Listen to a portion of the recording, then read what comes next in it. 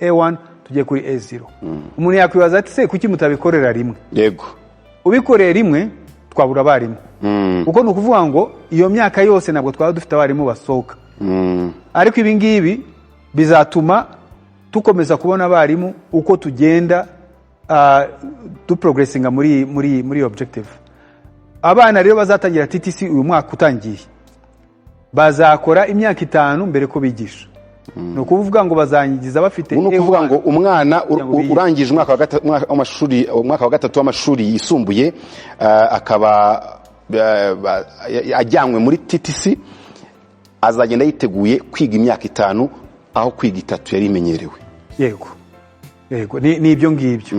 Ariko nashaka ko dukosora iryo jambo akajyanwa kuko ajya yabisabye. Agaba yifuza gukora kwiga TTC azamara imyaka 5 mbere yuko ajya kwigisha. Ariko muri iyo myaka 5 nawe azasohoka afite A1 bafite diploma ya university, ntabwo azasohoka afite A2. Yego. Ibyo ngira ngo babyumvikane aho ngaho. Kandi abanyeshuri kubera ko babisabye iyi policy itaratangazwa, tuzakorana na NESA ku buryo niba hari umwana wayisabye izi mpinduka kumva ati ntabwo nkibishaka kubikora ashobora kuva kubihindura.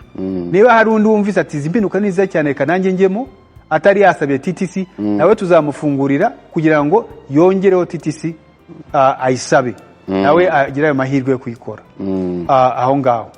Nawe cyo nshaka gushimangiraho nuko abarimu bari basanzwe bigisha bafite A2 ntibumve yuko kuri bo hari igiye guhinduka wabura akazi cyangwa iki. Oya, bazakomeza bigishe, ahubwo nabo tuzashyiraho programme zo kubafasha kugira ngo nabo bazamure ubumenyi bwabo.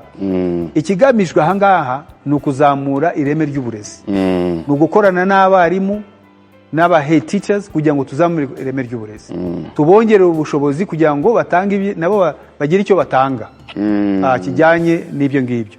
Iyi rero ni policy ihindutse tugiye gushyiraho, ikaba izashyira u Rwanda ku rugero kuri level ya international mu byerekeye abarimu tuzaba dufite batwigishiriza abana. Nibwo buryo tuzaha abana bacu uburezi bakwiriye. Icyo umuntu ahita yibaza aho ngaho wenda ngira ngo waratubwiye policy ya mbere ndo turajya no kuzindi mpinduka zishobora kuba zihari. Umuntu yakwibaza ku ruhande rw'amashuri, ntabwo ari ibintu bihita biba automatic. Amashuri ariteguye ku buryo ubwo bumenyi azabutanga cyangwa se azahindukana n'izi mpinduka. Nk'ishuri ryari rimenyereye rimaze imyaka myinshi rirangiriza kuri A2, amashuri mwarayaganirije ku buryo yiteguye kuba azatanga ubumenyi ntihazagire igipfiramo hagati. Nta kizapfiramo. Amashuri ngira ngo uravuga TTC. Yego. Teacher training colleges yose arabizi. Yego. Kandi dukomeza gukorana nabo. Impinduka ntabwo ari umubare w'imyaka gusa. Biravuga ngo n'ibyo biga n'uburyo babyigishwa nabyo birahinduka. Urarebera programme kuri iyo myaka 5. Ubundi biga imyaka 3. Muri iyo myaka 3 ukabaha ubumenyi ukanabigisha no kwigisha. Kandi ukagomba kubihuriza mu myaka 3. Ubu ngubu programme iragenwa ku myaka 5.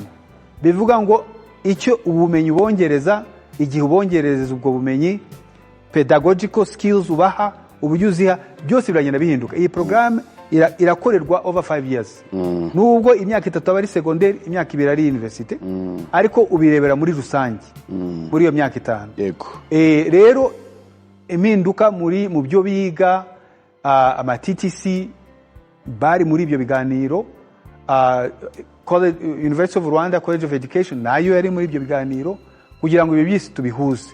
Ndetse n'andi mashuri ya kaminuza afite programme y'ubumenyi cyangwa kwigisha ubwarimu nayo tuzayegera kugira ngo iyi programme ikorerwe hamwe kuri bose. Iyi programme rero izagenda yinjizwa mu buryo buri progressive. Abana batangiye TTC uyu mwaka w'amashuri ugiye gutangira nibo batangiranye n'iyo programme. Yego. Abari mu wa 2 cyangwa wa 3 bagiye bazarangiza umwaka uza bo bazakomeza muri iyo programme yari isanzwe. Bazarangiza ari A2 bagiye no kwigisha. N'abakurikiye barangiza A2 bagiye kwigisha. Babandi batangiye uyu mwaka bazaba rero bagere muri muri wa mwaka wa gatatu bo bakomeze ya myaka 2 yindi imyaka 5. Yes. Ngira ngo ni gahunda wenda tuzakomeza no kugenda tuganiraho ubwo abarafite inzozi zo kwiga TTC hari icyo bibabwiye gutangira kwitegura psychologically, ariko mwari mutubwiye ngo iyo niyo mpinduka ya mbere, ni nkaho hari n'izindi. Hari izindi, ariko ngira ngo nk'uko twavuze tugenda tureba icyo twakosora, icyo twakongeraho n'iki tukacyongeraho. Byose ntabwo ari ibintu bikorwa ngo ndazi ko abantu bakunze kuvuga ati hari impinduka nyinshi, ariko imwe igenda yongera ku yindi. Ntabwo ari ikintu kiri isolated ngo upfa gukora gusa, ahubwo ni ukwibaza icyo kintu kije gukemura ikibazo ki. Ahangaha nababwiye ibyo kongeza ubumenyi bw'abarimu, ngira ngo ibyo birasobanutse impamvu wabikora. Kuko abarimu nibiga neza bakiga ibihagije bazashobora gufasha abana nabo bige neza. Kandi uretse n'abangaba batangiye, abo twavugaga batangiye bakomeje amashuri, n'abarimu bariho barigisha ubu ngubu nabo turabagenda kubafasha kugira ngo nabo bashobore kwiteza imbere kandi bongere ubumenyi, noneho two kurindira imyaka 5 mbere yuko abana bakomeza kwiga neza, kuko ibyo ngibyo ni it's key icyo dushaka kugeraho. Icya kabiri, twarebye umunsi w'ishuri. Urebye ukuntu abana biga, abana batangira ishuri mu gitondo kare, bakaza bakicara mu ishuri kubera saa 2 rwose bakageza saa 11 bakicaye byiga ko byitwa ko ariho bariga. Ariko ubushakashatsi buratwereka yuko iyo umwana yatangiye saa 2 n'igice, iyo agejeje saa 9 n'igice cyangwa saa 9, kwiga kwe biragabanuka. Concentration ye, absorption ye, ibintu byo kugira ngo abyumve biragabanuka cyane. Ugasanga rero ugasanga nayo masaha nyuma ya saa 6 arimo ariga n'amasomo navuga ngo asaba gutekereza cyane. Icyo yakwiga cyose yicaye gusa mu ishuri wari ariga, ibyo ukwiga kwe kose kuramanuka. Ugarebye rero nta nubwo bihuye na competence based curriculum, uburyo bwo kwigisha turiho turakoresha ubu ngubu mu Rwanda. Rero dushaka kugira ngo duhuze competence based curriculum n'uburyo turiho turakora n'umunsi tumara ku ishuri. Bivuze iki rero? Bivuze ko abana bazagenda bakicara mu ishuri bakiga nkuko bari basanzwe biga. Bageza saa 9 n'igice, kuva saa 9 n'igice kugeza saa 11 bakajya mu byo twita co-curricular. Co-curricular rero ni uburyo ushimangira ibyo wize ariko uticaye mu ishuri. Reka mbavuge urugero, Minister. Urugero nabaha tuvuge ko wiga Icyongereza. Iyo uri mu yicaye mu ishuri barakubwira ngo grammar, bakubwira grammar, bakakubwira vocabulary, bakakubwira ibintu bitandukanye ukabyiga. Co-curricular ijyanye n'ibyo ngibyo rero ni nko kujya muri debate club, cyangwa ukajya muri poetry club, cyangwa ukajya muri journalism club. Ibi bintu bituma bya bindi wize noneho ubishyira mu bikorwa ukabyiga kurushaho.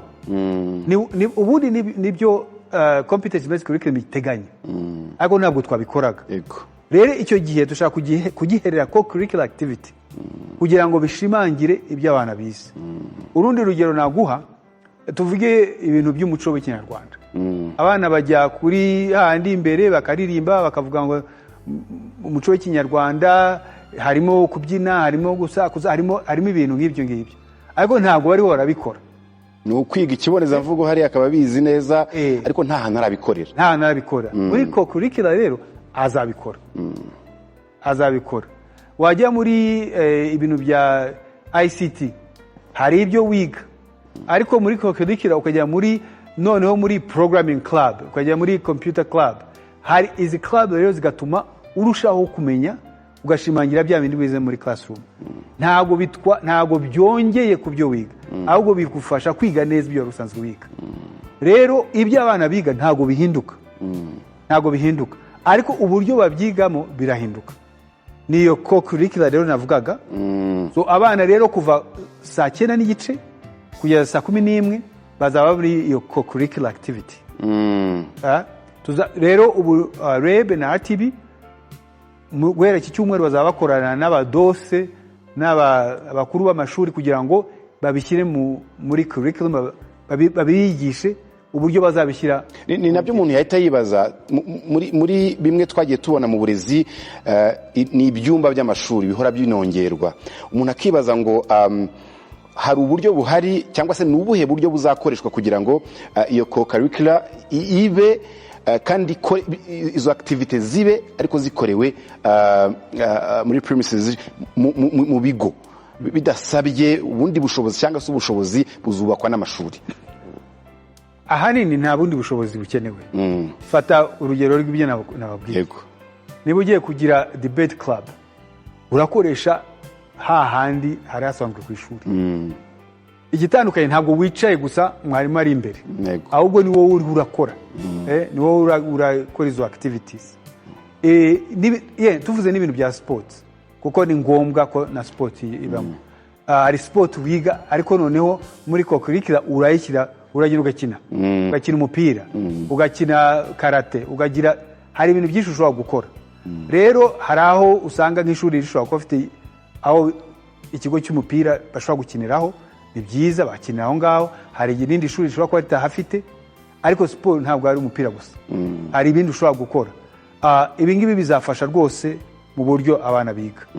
So icyo rero cy'uwo munsi twongeye na bwa bushobozi bw'abarimu bizatuma abana biga neza kurushaho. Ndetse muri iyo mpinduka nakongeraho nuko on Friday abana bazajya bataha 9:30. Niba batahe 9:30 abarimu noneho bakore ya continuous professional development yabo, CPD yabo bayikore on Friday kuva 9:30 kugeza 11:00. Impamvu twabikoze gutyo nuko abarimu bakeneye kujya muri iyi training bagafocusinga kuri training. Ntabwo bashobora kubikora abana bari ku ishuri. Iyo ubungubu niko babikora abana bari ku ishuri. Ariko icyo batubwiye nuko hari igihe batajya kubikora kubera ko batinya gusiga abana ari bonyine. Cyangwa ugasanga hari usigaye kugira ngo arebe abana we ntajye muri izi training. Rero dushaka kugira ngo uwo bagenera umwanya wabo wihariye kandi abana nabo bamaze kujya mu rugo. Abana bagiye mu rugo muri iyo Friday. Rero ibi ni buryo tuvuga ngo turebere hamwe uko twa organiza umunsi w'ishuri, tugafasha abarimu, tugafasha n'abanyeshuri kugira ngo tubone umusaruro uhagije mu byo twigisha abana, tuzamure ireme. So ibyo bintu rero navuze uko ari bibiri nicyo bigamije. Ariko ntabwo ariho tugarukira kuri ibi ngibi turiho turashaka kongeraho muri uyu mwaka w'ishuri uzatangira mu kwa 9. Ikindi ni uburyo ishuri rikora cyangwa ibyo nakwita operation. Nk'uko mubizi ishuri ubundi ribona imfashanyo ya leta iha ishura amafaranga. Ndavuga amashuri ya leta nayo dufatanyije mu masezerano n'abo dukorana. Ayo mashuri leta yagenera amafaranga yo gukoresha, ibyo bita capitation grant. Hanyuma hakaba n'amafaranga leta nayo itanga mu byerekeye school feeding. Igice cya gatatu kikava mu musanzu w'ababyeyi. So ibyo rero uko ari bitatu nibyo bifasha ishuri kugira ngo rishobore gukora. Ariko iyo turebye ubwo bushobozi ishuri yabonaga tukareba ibiciro biri ku isoko ntabwo byari bihuye. Ndetse abakuru b'amashuri bari bahwemye kubitwibutsa. Twagiye tubibona rwose bagaragaza ko ubwo bufasha bwatangiye mu myaka ishize, ariko muri iyo myaka ubuzima bwarahindutse rwose.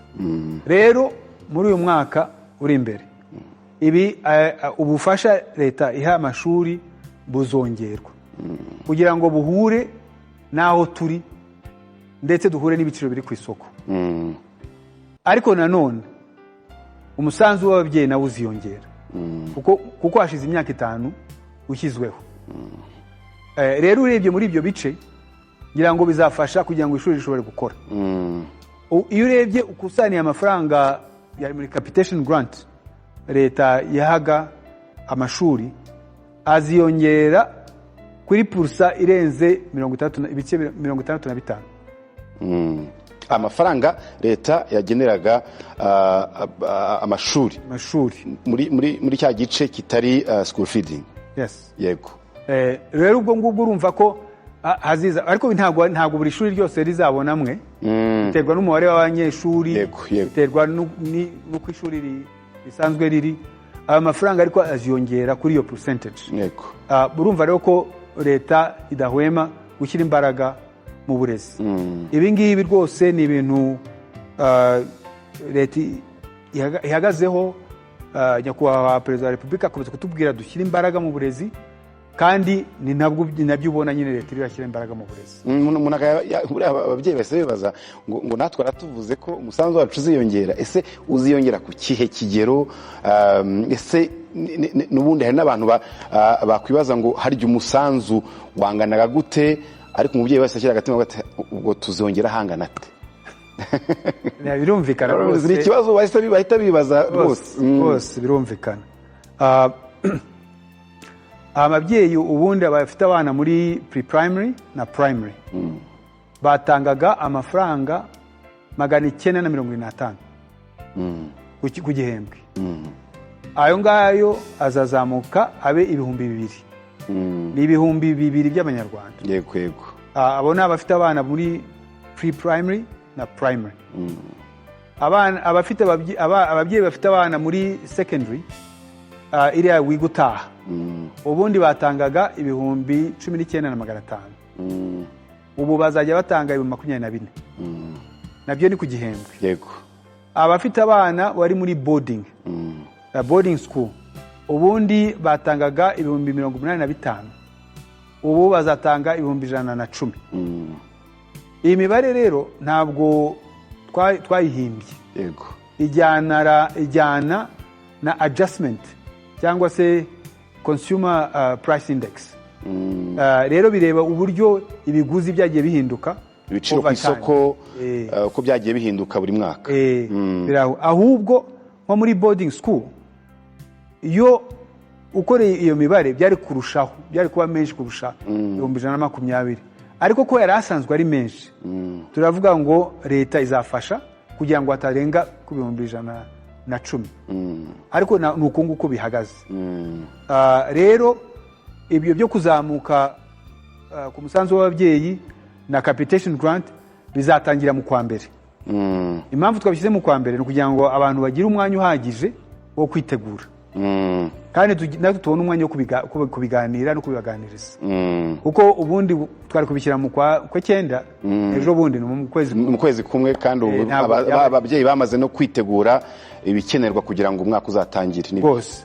Rero ubwo ibyo ngibyo bizashyirwa mu bikorwa mu kwezi kwa mbere. Aho ngaho ibyo bintu bitatu rero turacyakubizaho imbaraga amashuri, noneho agakora neza kurusha. Icyanyuma ni ikibazo dukomeje guhangana nacyo, cyane cyane amashuri akomeje guhangana nacyo, cyerekeye discipline. Imyitwarire mu mashuri. Imyitwarire iri mu mashuri imeze nabi se? Iracumbagira. Ntabwo ari hose, ntabwo ari bose, ariko hari imyitwarire mibi twagiye tubona. Rero iyo tuvuze ishuri rigomba kuba ari ahantu hafite environment umwana ashobora kwigiramo. Ntabwo iyo environment ishoboka hari indiscipline. Nta n'umuntu akura uburere n'uburezi cyarimo. Uburere n'uburezi rwose. Ntabwo rero bishoboka mu gihe tudashyize imbaraga muri discipline ku ishuri. Ngira ngo mwabonye ko hirya no hino, ntabwo ari no mu mashuri gusa, ariko muri society at large hari ikibazo cy'inzoga, cyo gusinda, cya ibiyobyabwenge, ama drugs. Yego. Ku ishuri naho hari bamwe na bamwe bagenda babizanamo. Ntabwo ari icyorezo ngo kigeze, ariko hariho byagaragaye. Mu banyeshuri, mu barimu, mu banyeshuri, mu barimu no mu barimu bamwe na bamwe. Rero ishuri rigomba kuba icyo nakwita alcohol and drug free zone. Ahantu hatarangwa inzoga n'ibiyobyabwenge nabiki in essence ni kuvuga ngo tushaka ko ari zero tolerance, kuvuga ntabwo bigomba kuhagaragara. Rero uzabifatana ku ishuri, yaba umunyeshuri, yaba umwarimu, yaba umudiregiteri, yaba umukozi wo mu gikoni, umuntu wese uzabifatanwa ku ishuri azahita yirukanwa burundu. Azahita yirukanwa. Abanyeshuri kuko tugomba kubafasha abana, tuzakorana na local government tubafashirize mu zindi programme hanze y'ishuri, apana mu ishuri, kuko ishuri ntabwo ari ahantu wakorera ibyo bintu. Rero nagira ngo tubyumvikaneho twese, inzoga, ibiyobyabwenge ntabwo bishobora kugaragara ku ishuri na gato, ntabwo bizihangarirwa. Uzabizana wese azahita yirukanwa ako kanya. Iyo ni muri ya effort yo kugira ngo tuzane discipline ku ishuri. Rundi rugero naguha ni nk'abana baza ku ishuri bakarwana bagakomeretsa abandi. Ugasanga umwana bararwanye, arakomeretse, agiye kwa muganga, ashobora no kujya mu bitaro.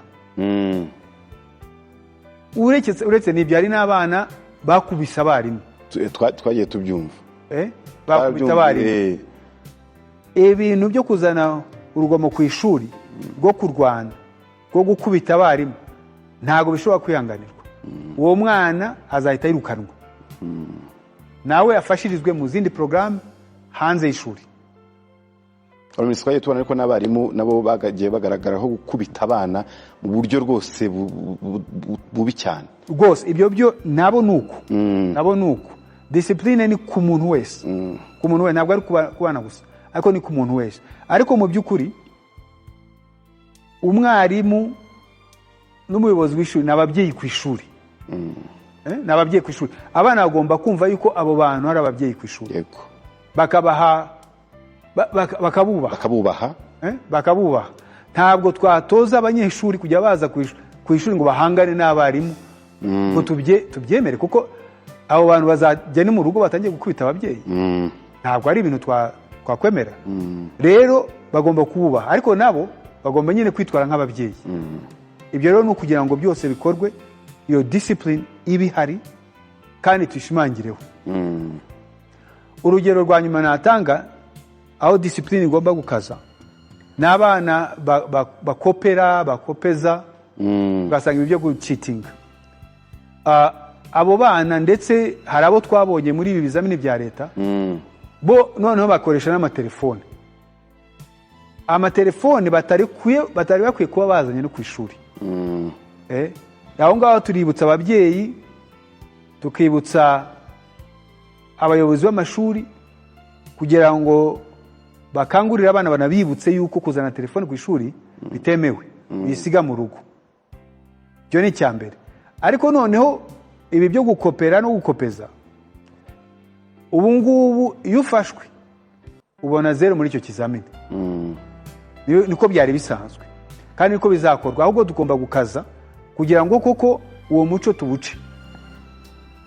Ntihagire unyumva nabi ngo ugire ngo yenda gukopera birakabije cyane mu mashuri. Ubwo ni nacyo nashaka kubaza, haba hari case zagaragaye nko muri ikizamini cya leta, ibizamini bya leta bisojwe, abakopeje, abakopeye, ni case harimo case zagaragaye, ariko hari ibintu rwose ugomba guhaguruka ukarwanya, niyo byaba ari ikintu kimwe gusa, niyo yaba ari case imwe, niyo ari case cyane, kuko nuko zongera ifo kuzikuraho burundu.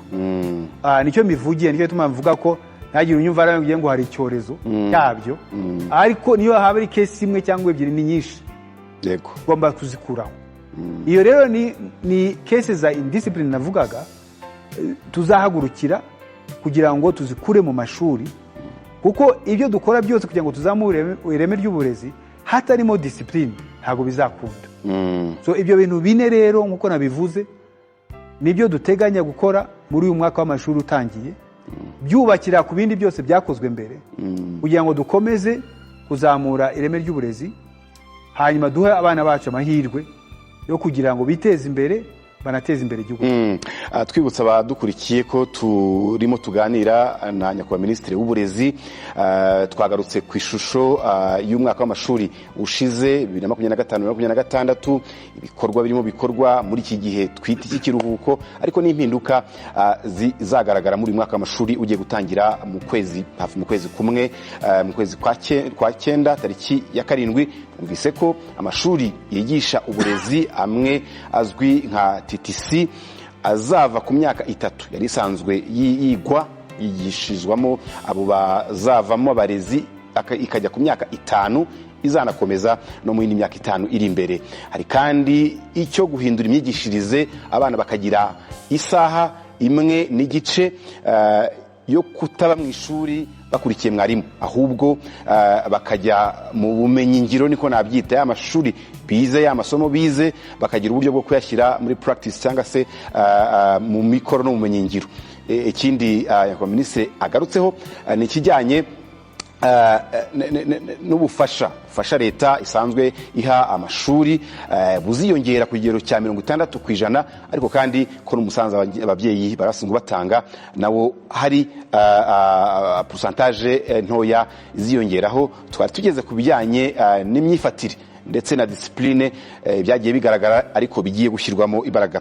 Minisita, hari icyo umuntu ashobora kumugira abafatanyabikorwa benshi mu burezi. Hari ababyeyi cyane cyane, hari abanyeshuri, ibi byose biba bireba. Nko kuri izi mpinduka, buri mpinduka mwagiye mutubwira, murabasaba iki? Ni bande bibanze mwumva mwagenera ubutumwa kugira ngo muzatangire izi gahunda nta usigaye inyuma? Urakoze. Nk'uko bivuze, uburezi ntabwo ari ubwa Minisiteri y'Uburezi yonyine, si ubw'abarimu bonyine. Iyo urebye abana bari mu ishuri ubu ngubu bari ku mubare urenze ibice 34% by'Abanyarwanda. Urumva ko hari Abanyarwanda benshi abari mu mashuri guhera muri nursery kugera muri kaminuza, hose. Ibyo rero benshi, icyo bivuze ni ukuvuga ngo nta munyarwanda udafite uruhare mu mashuri. Yego. Rero ubu butumwa tuvuga bureba abantu bose, ariko reka mbere ku babyeyi.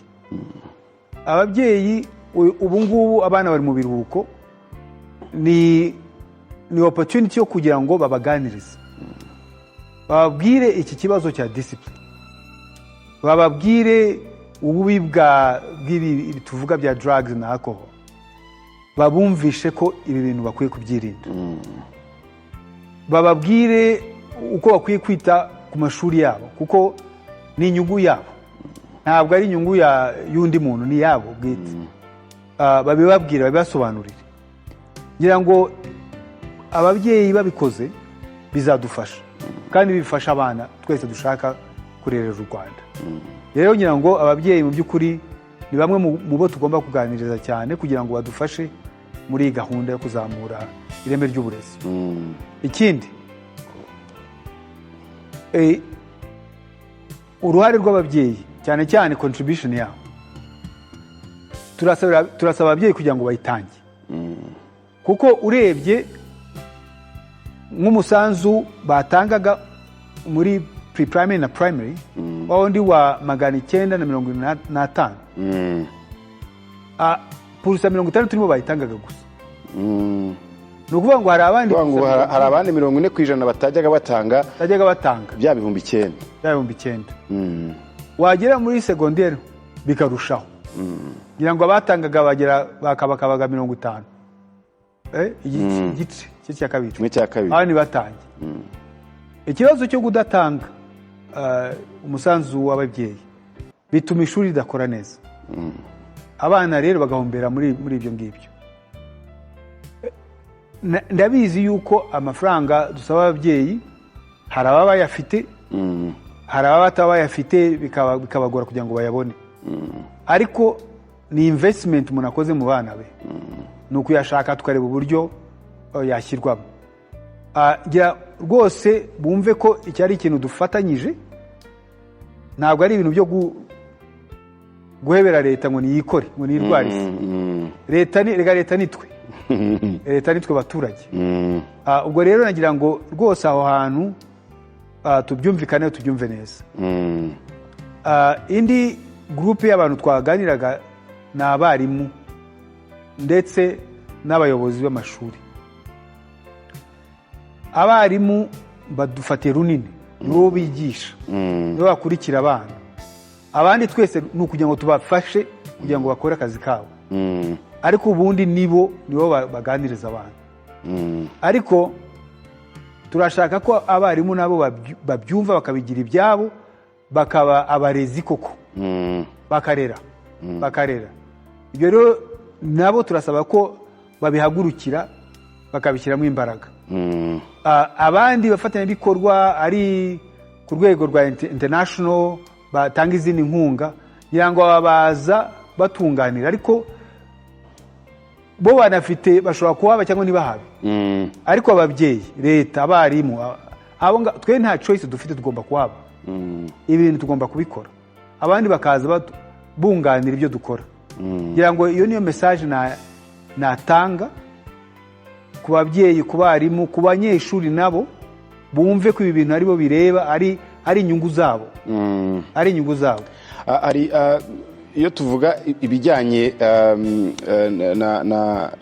n'ubumenyi ndetse n'ubumenyi ngiro, ubwo muraza kuduha n'ishusho, kuko abantu benshi bagiye bagaragaza ko kuva TVET zatangira hari impinduka zabaye mu burezi. Abana bariga ukabona ko hari ubumenyi babongera. Ngo hari n'umuntu watwandikiye nahoze ndeba kuri X aho twashyize ikiganiro, we yavuga ngo nta kuntu ngo abanyeshuri bajya batangira kwiga imyuga muri S1 ngo agatangirana n'umwuga akarinda asoza, ariko noneho yarawutangiye akiri muto. Iyo mureba ishusho y'ubumenyi ngiro, mukareba n'iby'igihugu cyakoze naho systeme y'uburezi ibuganisha, mubivugaho iki nk'ikintu kitari gisanzwe mu myaka yashize? Nabibaza nk'ibi ngibi bo mubabwira iki?